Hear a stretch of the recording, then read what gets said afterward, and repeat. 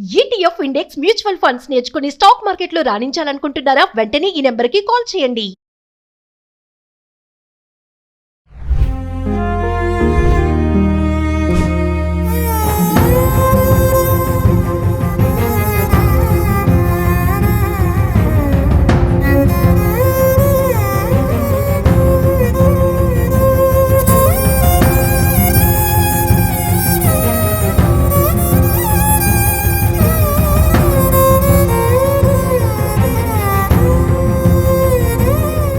నమస్తే, welcome back to Suman TV. అసలు సమాజంలో జరిగే సంఘటనలు కొన్ని చూస్తే ఎంత బాధాకరంగా ఉంటున్నాయంటే, ఖమ్మం ఇన్సిడెంట్ గురించి మాట్లాడుకుంటే, మరి ఆడపిల్లల్ని కని వాళ్ళకి పెంచి పెద్ద చేసి పెళ్లి చేసి ఒక మొగాడి చేతిలో పెడుతున్నామంటే ప్రాణం తీయడానికేనా అనిపిస్తుంది.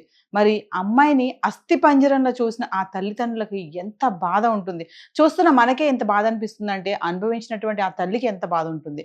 చూడండి, అదనపు కట్నం కోసం గృహహింస, అత్త, మామ, భర్త, మరి ఆడపడుచులు అందరూ కలిసి ఆమెని ఒక గృహ నిర్బంధం చేసి అన్నం కూడా పెట్టకుండా ఆమెని ఎంత ఇబ్బంది పెట్టారంటే ఈ విజువల్ చూస్తేనే మనకు అర్థమైపోతుంటుంది. మరి దీనిపైన మరింత సమాచారం అందించడానికి మనతో పాటు అందుబాటులో ఉన్నారు family counsellor, motivational speaker, public speaker Rajaniramma గారు. అవును, ఇప్పుడు ప్రస్తుతం సమాజంలో మనకి ఇటువంటి గృహహింసలు, వరకట్న వేధింపులు చాలా ఎక్కువైపోయాయి.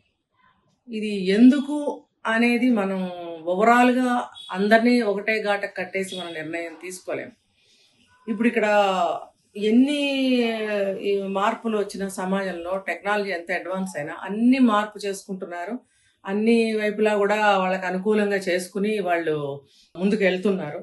కానీ ఈ ధనదాహం అనే విషయం వచ్చేటప్పటికి ఆ విషయంలో ఎక్కడ మనసులో మార్పు, ఆలోచనలో మార్పు వచ్చే విధానం అయితే ఎక్కడ కనిపించట్లేదు.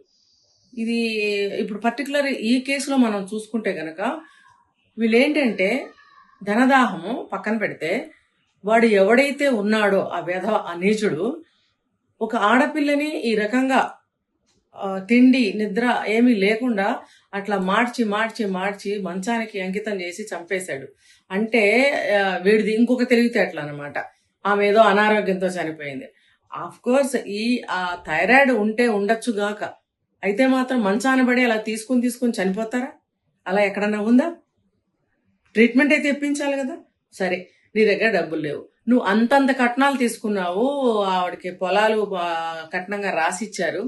రాసిచ్చినప్పుడు ఆమె 10 లక్షల కట్నం ఇచ్చారు, 10 లక్షల రూపాయలు బంగారం ఇచ్చారు. పోనీ అదన్నా కరిగించి నువ్వు ఆమెకు వైద్యం చేయించాలి కదా. నువ్వు ఎందుకు చేయించలేదు అంటే ఇక్కడ ఉన్న విషయం ఏంటంటే 6 సంవత్సరాలు అత్తగారింటి మీద పడి తిన్నాడు. అంటే 6 సంవత్సరాలు నువ్వు అత్తగారింట్లోనే ఉండి అత్తగారితోటి భార్యతోటి సేవలు చేయించుకుని వాళ్ళ సొమ్మంతా తిన్నావు. చూసారా, ఇది ఒక టెక్నిక్ అనమాట.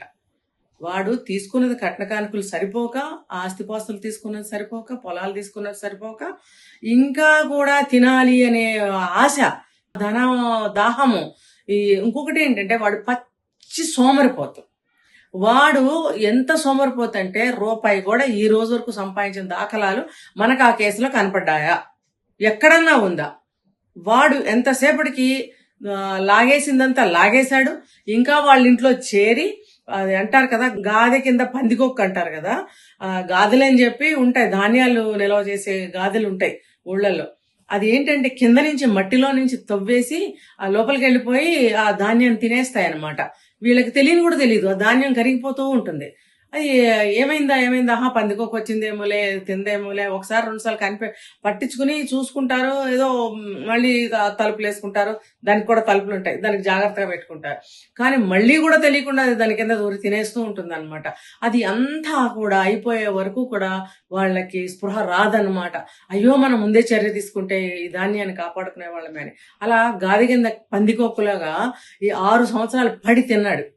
అక్కడ వాళ్ళకి అప్పుడు తెలిసొచ్చి వాళ్ళు ఎదురు తిరిగి ఏదో పిల్లని తీసుకెళ్లి కాపురం పెట్టాలి కదా, మీరు అప్పటికే ఒక పాప కూడా పుట్టింది, మీరు వేరే కాపురం పెట్టుకోవాలి కదా, లేదా మీ అత్తగారింటికి తీసుకెళ్లాలి కదా, మీరు పోషించుకోవాలి కదా, మీరు ఉద్యోగం చేయాలి కదా అని అల్లుడికి కౌన్సిలింగ్ చేస్తారు, కొంచెం బుద్ధులు నేర్పుతారు. ఆ తప్పేంటంటే అందులో 1000% కరెక్ట్.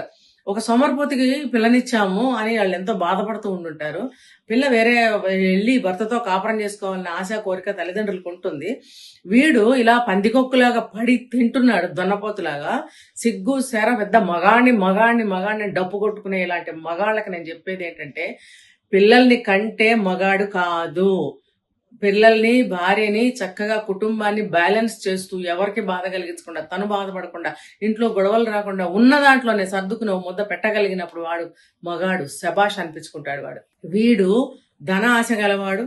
రెండోది పచ్చి పచ్చి పచ్చి సోమరిపోతూ, ఇంకా సోంబేరి వేధవా, ఒళ్ళంతా బద్ధకం వీడికి.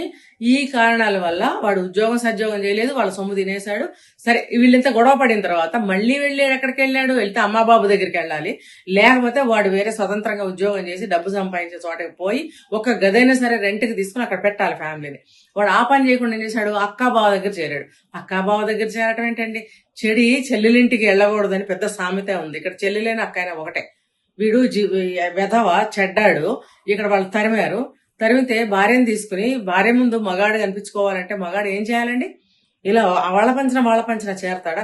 సరే, ఇక్కడ ఓన్లీ ధనదాహం ఉండబట్టే అత్తగారింట్లో తిన్నాడు అని అనుకుందాం. కానీ ఇక్కడ అక్కగారింటికి, వాళ్ళ అక్కింటికి ఎందుకు చేరాడు అని అంటే, వాడికి ఒళ్ళంతా బద్ధకమే, వాడికి ఒళ్ళంతా సోమరతనమే. అందుకని అక్కడికి వెళ్ళి పడ్డాడు. మేబీ పేరెంట్స్ ఉన్నారో లేదో తెలీదు, అక్క దగ్గరికి వెళ్ళి పడ్డాడు. పడితే వాళ్ళు ఏం చేశారు? వాళ్ళు కూడా ఈ అమ్మాయి ద్వారా తినొచ్చు అని చెప్పి, మీరు వచ్చి ఎలా ఉంటుందంటే సైకలాజికల్ గా, నవీన గారు ఇక్కడ మా ఇంట్లోకి వచ్చి ఉన్నారు కాబట్టి మీరు మాకు ఏమన్నా కట్టాలి డబ్బులు, మేము మీకు మేపుతున్నాము, ముగ్గురిని మేపుతున్నాము అనేది వాళ్ళకి ఉంటుంది. కాబట్టి వాళ్ళ డిస్కషన్ లో ఏంటంటే, ఈ అల్లుడుగాడు ఒకడు ఉన్నాడు కదా, ఈ అమ్మాయి భర్త, వాడితో డిస్కషన్స్ అనమాట. ఏంటి, నువ్వు పెళ్ళాన్ని తీసుకొచ్చావు బాగానే ఉంది, పిల్లని తీసుకొచ్చావు బాగానే ఉంది, మేము ఎంతకాలం పోషిస్తాము, నువ్వేదోటి ఏర్పాటు చేసుకోవాలి కదా అని అన్నప్పుడు ఇద్దరు కలిసి పథకం వేశారు. ఏంటంటే, మళ్ళీ పుట్టింటి నుంచి ఆ డబ్బును ఎలా లాక్కురావాలి, లాక్కొస్తే కనుక మీరు మా ఇంట్లో ఉండొచ్చు. ఇలా కొన్ని క్లాస్ పీపుల్స్ ఉంటారండి. అది ఏ క్లాస్ అనేది, ఏ కేటగిరీ అనేది ఇక్కడ అనవసరం. కొంతమంది మంచి ఇళ్లలో పుట్టిన వాళ్ళు కూడా నీచపు ఆలోచనలు చేస్తారు. వీడు ఇక్కడ వీళ్ళని మేము ఉంచుకుంటాము, మీకు డబ్బు ఏర్పాటు చేసుకోండి, మాకు ఇవ్వాలి అని అనటమే కాకుండా వీడిని మళ్ళీ కూడా ప్రోద్బలం చేసి ఆ డబ్బు తీసుకురా అని అనబట్టే వీడు మళ్ళీ కట్నం వేధింపులు చేశాడు వీళ్ళకి. ఇదంతా ఊహాగానం అని అంటే, ఊహాగానం అయినా సరే కుటుంబాల్లో ఇలాగే జరుగుతాయండి. కాబట్టి ఇది ఇలాగే జరిగి ఉంటుంది. లేకపోతే అక్కాబావ కట్నం కోసం వేధించడం ఏంటి? కట్నం కోసం వేధించడం కాదు ఇక్కడ. నువ్వు వెళ్ళి డబ్బు తీసుకురా, మేము ఎందుకు పోషిస్తాం అన్నారే కానీ బుద్ధి తక్కువ ముండాగడుకులు. మీరు బయటకు వెళ్ళి వేరు కాపురం పెట్టుకోండి, నువ్వు ఒక ఉద్యోగం చెయ్యి, నువ్వు మా షెల్టర్లో నువ్వు ఉండకూడదు, బిడ్డ తండ్రి అయ్యావు అని అక్కాబావ వయసులో పెద్దవాళ్ళుగా వాళ్ళు ఏం చెప్పారు వీళ్ళకి? ఇదేనా తమ్ముడు ప్రేమ అంటే? తమ్ముడికి ప్రేమ ఉంటే వెల్విషర్ అవ్వాలి గాని ఇలా గోతులు తవ్వి జీవితాలు తీసేయకూడదు. ఇది ప్రతి సిబ్లింగ్స్ గాని, దగ్గర చుట్టాలు గాని ఎవరైనా సరే వెల్విషర్స్ అయితే కనుక వాళ్ళు చేయాల్సిన పని అది కాదు. మీరు వెళ్ళి కష్టపడి సంపాదించుకోండి, మీ జీవితం మీరు జీవించండి అని నేర్పాలన్నమాట. లేకపోతే ఇలాంటి సోమరిపోతులు పుట్టగొడుగుల్లాగా పుట్టుకొస్తూనే ఉంటారు. ఇలాంటి హత్యలు, ఆత్మహత్యలు జరుగుతూనే ఉంటాయి అన్నమాట. మేడం, అయితే ఒక విషయం చెప్పండి మేడం. ఇప్పుడు చూస్తున్నాం కదా, ఈ గృహహింస చట్టాలు, అదనపు కట్నం అని మనం పూర్వకాలం నుంచి వస్తూనే ఉన్నాయి కదా. మరి ఇన్ని చట్టాలు వస్తున్నా, ఇన్ని మార్పులు జరుగుతున్నా కూడా ఎందుకు వీటిని నియంత్రించలేకపోతున్నారు? అంటే మిస్టేక్ ఎక్కడ జరుగుతుంది? ఇప్పుడు ఆడపిల్లని ఎంతగా కంటున్నారు, పెంచుతున్నారు, భద్రతగా చూసుకుంటున్నారు కదా. మరి పెళ్లి చేసే టయానికి ముక్కు ముఖం తెలియకుండా, మరి ఎవరు బ్యాక్గ్రౌండ్ ఏంటో సర్చ్ చేయకుండా ఇలా పెళ్లి చేయడం వల్లే ఇలాంటి సంఘటనలు జరుగుతున్నాయంటే ఏం చెప్తారు మీరు? అయితే ఎన్ని చట్టాలు వచ్చినా, ఎన్ని మార్పులు జరిగినా, ఎన్ని సెక్షన్లు వచ్చినా ఈ మనుషులు ఎందుకు మారరు అని అంటే, సేమ్ మనం గతంలో కూడా మాట్లాడుకున్నాము. ఇప్పుడు ఫస్ట్ మీరు అడిగిన క్వశ్చన్ లో కూడా నేను అదే చెప్పాను. వీళ్ళు ఏంటంటే డబ్బుదా, కష్టపడకుండా డబ్బు వచ్చేయాలి. కష్టపడకుండా ఒక ఆడపిల్లని కని పెంచి ఎంతో కష్టపడి జీవితకాలం వాళ్ళ చెమటని, వాళ్ళ రక్తాన్ని చెమటగా మార్చి కష్టార్జితాన్ని అంతటిని మూటగట్టి పంచప్రాణాలు వాళ్ళ అమ్మాయిలో పెట్టి కాపురానికి పంపించినప్పుడు ఈ వెధవలు, నీచులు, ఇలాంటి వాళ్ళని, ఇవి చాలా చిన్న పదాలు అన్నమాట, వీళ్ళని ఏమి అనకూడదు, కత్తి కండ తీసి కాకులకి గద్దలకి వేయాలంతే. ఇంత కష్టపడి పిల్లనిచ్చి పెళ్లి చేస్తే వీళ్ళు చేసే ఈ పనులు. అయితే వీళ్ళంతా కష్టపడి జీవితం అంతా తినకుండా డబ్బులు మూటగట్టి ఇచ్చేది ఆ వెధవలక. ఎందుకు ఇవ్వాలి? తప్పు ఎవరు చేస్తున్నారు ఇక్కడ? ఆడపిల్ల తల్లిదండ్రులు చేస్తున్నారు. కట్నాలు ఎందుకు ఇస్తున్నారు? కట్నం డబ్బు ఇవ్వందే మీ అమ్మాయి చెల్లుబాటు కానంత స్థితిలో మీ కుటుంబం గాని మీ అమ్మాయి గాని ఉందా? చూడండి, నేనేం చెప్తున్నానంటే ఈ చట్టాలు మారాలి ఇవన్నీ పక్కన పెడితే ముందు ప్రతి మనిషిలో అంటే ఆలోచనలో మార్పు రావాలి. ఇది నేను చాలా సార్లు చెప్పాను. నేను ఇక్కడ కూర్చుని ఊరికే టైం పాస్ గా నేను ఏమి మాట్లాడటం లేదు. ప్రతిసారి సమాజం సమాజం సమాజం అని సమాజాన్ని ఉద్దేశించి నేను అనేకమైనటువంటి మెసేజ్లు ఇచ్చాను. ఎందుకు మీరు చెవిని పెట్టడం లేదు? గత నెలలో ఒక వరకట్న వేధింపు హత్య జరిగింది అనుకుందాం, లేదా ఆత్మహత్య జరిగింది అనుకుందాం. నెల అయిపోయింది కదండి. ఈ నెలలో కొత్త పెళ్లిళ్ళు ఎవరన్నా చేస్తే కనుక మళ్ళీ వాళ్ళ పిల్లలకి కట్నం ఎందుకు ఇస్తున్నారు? మనకి బుద్ధి లేదు కదా. మనకి బుద్ధి లేదండి. అంటే మన చెప్పుతో మనం కొట్టుకోవాలా? ఎవరన్నా వచ్చి చెప్పుతో కొట్టాలా?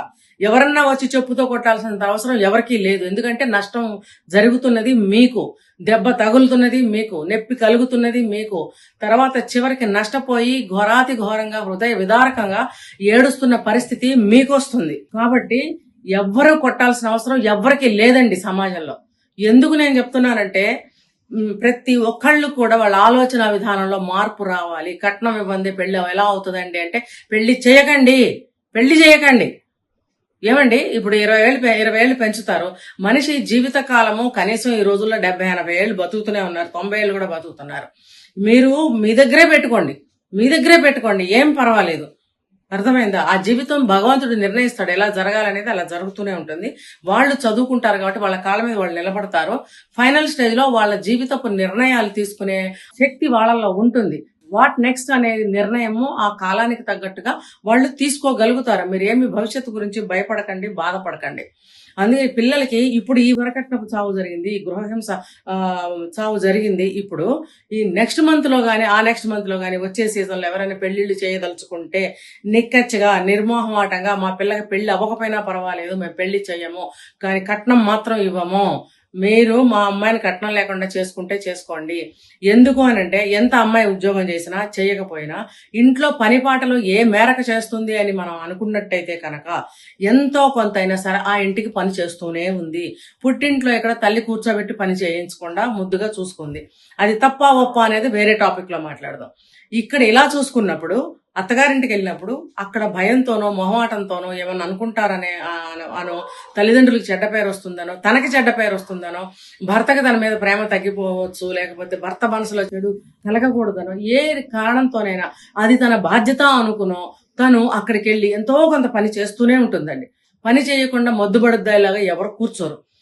అంతగా పని చేయకుండా మంచానికి కూర్చొని ఆర్డర్లు వేస్తుంటే పని నేర్పించుకోండి ఆ అమ్మాయికి పని రాకపోతే. అంతేగాని కట్నానికి పని పాటలకి ఆ అమ్మాయి మనస్తత్వానికి అసలు దేనికి కూడా ముడి పెట్టకండి.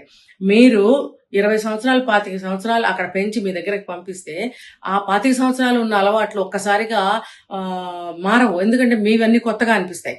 కాబట్టి మీరు నేర్పుకుంటే మిగిలిన ఎంతకాలం బతుకుతుందో ఆ అమ్మాయి మీ దగ్గర అంతకాలం ఈ అలవాట్లకు అలవాటు పడుతుంది. ఏదైనా ఒక విషయానికి అలవాటు పడటం పెద్ద కష్టమేం కాదండి. కాబట్టి ఈ అత్తవారు ఎవరైతే ఉన్నారో భర్త గాని మామ గాని అత్త ఆడవచ్చు ఎవరైనా సరే వీళ్ళు ఆ అమ్మాయిని చక్కగా మనలో కలుపుకుని ఆ అమ్మాయికి మన ఇంటి పద్ధతులు నేర్పుకుని మన కూర ఎలా వండుకుంటాం, మన ఆచారం ఎలా ఉంటుంది, మన పూజ ఇలా చేసుకుంటాం, ఇలా మనకున్న ఇల్లు ఇది, ఈ ఇంటి సౌకర్యాల్లో మనం ఎలా ఇంటిని జాగ్రత్తగా ఇక్కడ అలమార కబోర్డ్స్ ఉంటే ఈ కబోర్డ్ లో బట్టలు ఎలా పెట్టుకోవాలి, ఈ వంటగది చిన్నది కాబట్టి ఇక్కడ కూరగాయలు వంటగది సామాన్లు ఎలా సర్దుకోవాలి, ఈ ఇంటిని బట్టి ఇలా సర్దుకోవటం జరిగింది కదా, అందుకని ఇలాగే మనం సర్దుకోవాలమ్మా, ఎడాపెడా పడేస్తే ఇల్లు సరిపోదు. ఒకవేళ పెద్ద ఇల్లు అనుకోండి, దానికి సంబంధించిన మాటలు వేరే విధంగా ఆమెకు నేర్పుకున్నట్టు అయితే ఆ ఇంటి అలవాట్లకి ఆమె అలవాటు పడుతుంది. సెకండ్ ఏంటంటే మీరంత వివరంగా చెప్తున్నందుకు ఆ అమ్మాయి చాలా సంతోషించి ఇమ్మీడియట్ గా మారటానికి ప్రయత్నం చేస్తుంది. అంతేగాని సాధింపు ధోరణిలో మీరు కనుక చెప్పడం ప్రయత్నించారంటే ఆమె ఖచ్చితంగా మీ ఇంట్లో నిజంగా 75 సంవత్సరాలు బ్రతికినా ఆమె ఒక్కటి కూడా నేర్చుకోదు, అసలు నేర్చుకోవడానికి ఇష్టపడదు, ఏమి చేయడానికి కూడా ఇష్టపడదు. కాబట్టి కట్నాలు కానుకలు అనేవి తీసి పక్కన పెట్టండి. మీ అబ్బాయి కూడా ఉద్యోగం చేస్తాడు, సంపాదిస్తాడు, ఆ అమ్మాయి కూడా ఈ రోజుల్లో అందరూ సంపాదిస్తున్నారు కాబట్టి అమ్మాయి తను ఉద్యోగం చేస్తుంది కాబట్టి వాళ్ళిద్దరు సంపాదనలతోటి ముందుకెళ్తారు. అది వాళ్ళ జీవిత రథాన్ని లాగడానికి వాళ్ళిద్దరు 2 చక్రాలు అయ్యి వాళ్ళు లాక్కుంటూ వెళ్తూనే ఉంటారు. అందులో వాళ్ళ పిల్లలు చేరతారు, ఫ్యూచర్ లో అత్తమామలు చేరతారు, తల్లిదండ్రులు కూడా ఒక వయసు వచ్చాక తల్లిదండ్రులు కూడా చూస్తారు. ఇవన్నీ కూడా ఆ బండిలో బాధ్యతలు అనే రూపంలో వాళ్ళకి చేరతాయి. కాబట్టి ఆటోమేటిక్ గా పరిస్థితులు వాళ్ళకి అవన్నీ అలవాటు చేస్తాయి. దీనికోసం మీరు పరాయి అమ్మాయిని తెచ్చుకున్నాము, దాన్ని ఎవరు పోషిస్తారు, దానికి అన్నం ఎవరు పెడతాడు, ఎవరి కంచంలో తింటుంది, ఎవరు మంచంలో పడుకుంటుంది, దరిద్రపు నీచమైన మాటలు బొద్దులు ఆలోచనలు మానుకోండి. మానుకుంటే మీ అబ్బాయిలు జైళ్లలో కూర్చోరు, మీరెళ్ళి జైళ్లలో కూర్చోరు, ఆ అమ్మాయిలు చనిపోరు. సో ఇప్పుడు ఈ అమ్మాయి సంగతి మనం తీసుకుంటే దారుణాతి దారుణంగా ఈ అమ్మాయిని అసలు మనుషుల, మృగాల, జంతువుల, లేకపోతే కరడుగట్టిన నేరస్తులా వీళ్ళు ఎందుకు ఇలా ఆ అమ్మాయిని మంచానికి అంటించేసి చావగొట్టి అసలు కొత్త గాయాలు, పాత గాయాలు అని వాళ్ళు చెప్తుంటే అరే ఆ స్టేజ్ లో ఉన్నప్పుడు కూడా అమ్మాయిని అంత కొట్టారా, బాధించారా అని నాకు మనసు ఒక్కసారి గుండె బయటకు వచ్చి లోపలికి వెళ్ళినట్టు అయింది. అసలు మనుషులా లేకపోతే ఇంకా పశువులకైనా జాలి ఉంటుందండి. పశువులు కూడా పక్క పశువుకి ద్రోహం చెయ్యవు. ఏదైనా దెబ్బ తగిలితే దానికి నాలుగుతో నాకి వాటికి ఫస్ట్ ఎయిడ్ చేస్తాయి. వాటిని తీసుకెళ్లి ఒక చెట్టు కింద కూర్చోబెడితే మీరు మనుషులేనా? అసలు ఒక జ్ఞానం మనుషులకి ఇచ్చాడు దేవుడు అని చెప్తారు. చెప్పినప్పుడు ఆ జ్ఞానంతో ఎందుకు ప్రవర్తించట్లేదు? మీరు బద్ధకాన్ని పెట్టుకుని చదువుకోకుండా ఒక ఆడపిల్లని మీద ఆధారపడి ఆ డబ్బుని తిందామని చూసే మీరు మనుషులు కోవలో ఒక రారు, వేరే జాతి ఏదైనా ఉంటుందన్నమాట. కాబట్టి మీరు మారతారా? మారండి. లేకపోతే ఫ్యూచర్ లో ఇంకా ఇంకా చట్టాలు మారతాయి, శిక్షలు అనేవి కూడా మారతాయి. అది మాత్రం గుర్తుపెట్టుకోండి. ఒక ఆడపిల్ల ఉసురు, ఒక కన్న కడుపు ఉసురు ఊరికే పోదు మీకు. కాబట్టి ఎవరైతే ఇలాంటి చేష్టలు చేస్తున్నారో, ఎవరికైతే ఇలాంటి బుద్ధులు ఉన్నాయో, ఆలోచనలు ఉన్నాయో, వీళ్ళందరూ కూడా సమాజంలో మారాల్సిన అవసరం ఎంతైనా ఉంది. ఒకవేళ అలాంటి కొడుకుల తల్లిదండ్రులు మంచి వాళ్ళైతే కనుక ముందు తల్లిదండ్రులు ఆ కొడుక్కి చెప్పండి, మనకి కట్నాలు వద్దు, కానుకలు వద్దు, ఒక ముద్ద పెట్టుకోలేకపోము, నువ్వు సంపాదించి ఉద్యోగం చేస్తున్నప్పుడు నీ భార్యకి నువ్వు పెట్టుకోవాలి, ఆ అమ్మాయి కూడా ఉద్యోగం చేస్తుంది కాబట్టి ఇలా చెప్పండి మీరు. లేకపోతే ఈ చావులు ఆగవు, అది గుర్తుపెట్టుకోండి.